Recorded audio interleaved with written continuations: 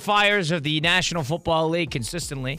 Has been reported, allegedly, by Waddle and Sylvia on ESPN 1000 over in Chicago that there has been a power dynamic struggle between Ryan Poles, general manager, Kevin Warren, president of the team, and of course that sort of funneling of information between Poles, Kevin Warren, and the McCaskies, of course, the ownership. Fascinating that is, I guess, where the Bears are right now, because the Bears have a lot bigger problems than figuring out who can have the phone number to the owner.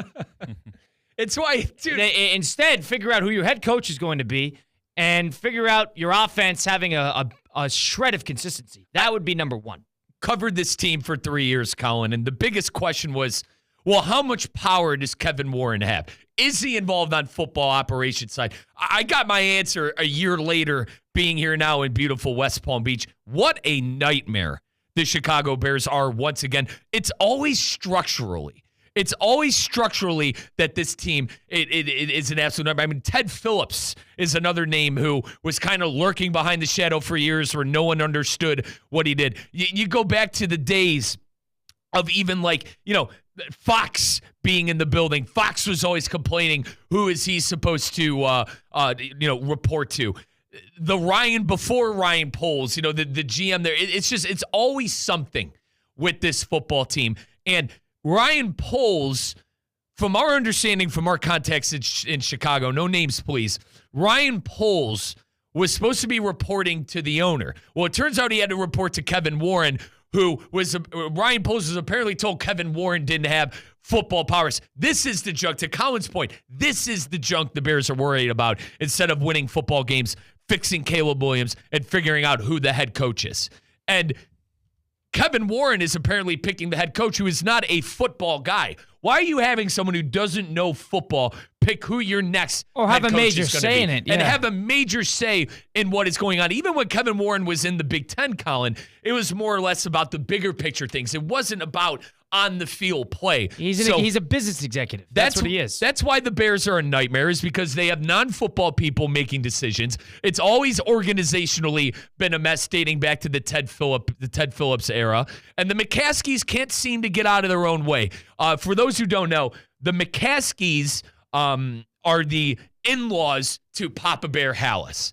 Virginia Hallis married George McCaskey's grandfather. That's why the McCaskey name is on the Bears and not the Hallis. A little Bears history for you guys. So the problem with the Bears too, it's it's structural problems, but it's alignment.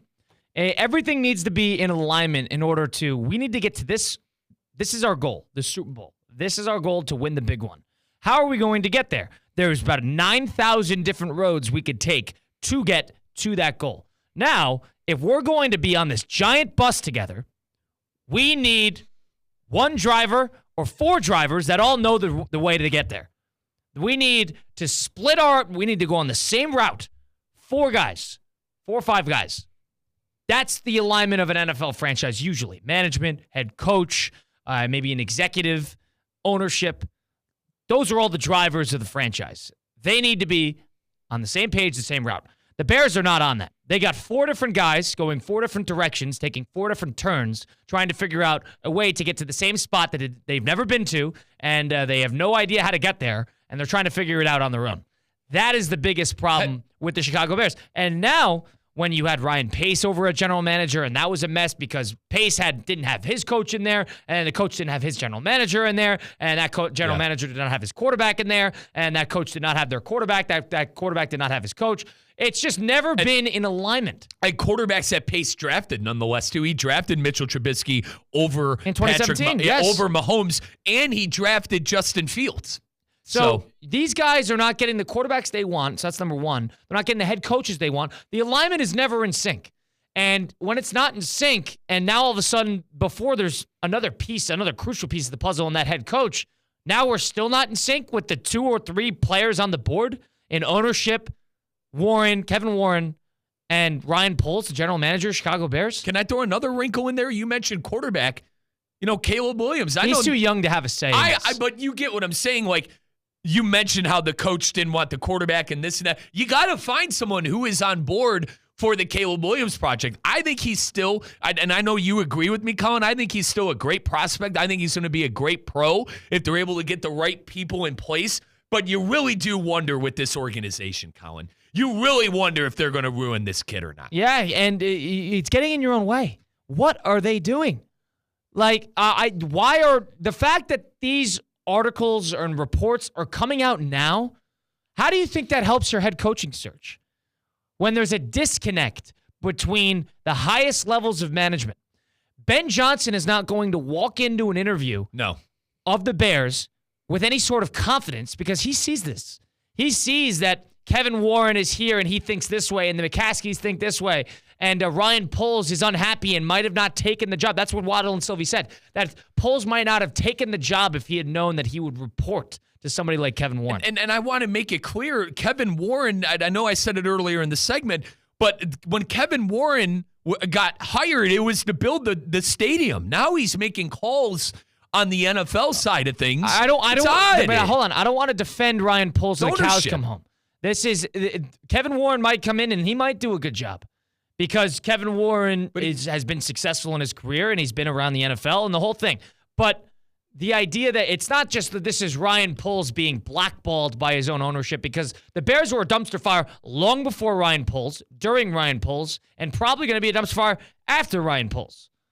The idea that there's just a misalignment. I can't put blame on either side. Whether one, you think that Kevin Warren is a non-football guy, more of an executive side that's really dipping his toes in the wrong fountain, or you think Ryan Poles thinks he should have more power than he actually is allotted, despite a pretty spotty up and down history. He was an Eberflus guy on the backside of it, so if you wanted to include that, you can. At this point, it's a matter of who do you blame, but the fact that we're at this point is a problem. This misalignment is a problem. This is going to hurt your head coaching search because of misalignment. The Bears need to figure this out. They need to figure this out. I blame and it's sad because everything I've heard about the McCaskies, Colin, is it's such a great family they are, and they really are good owners.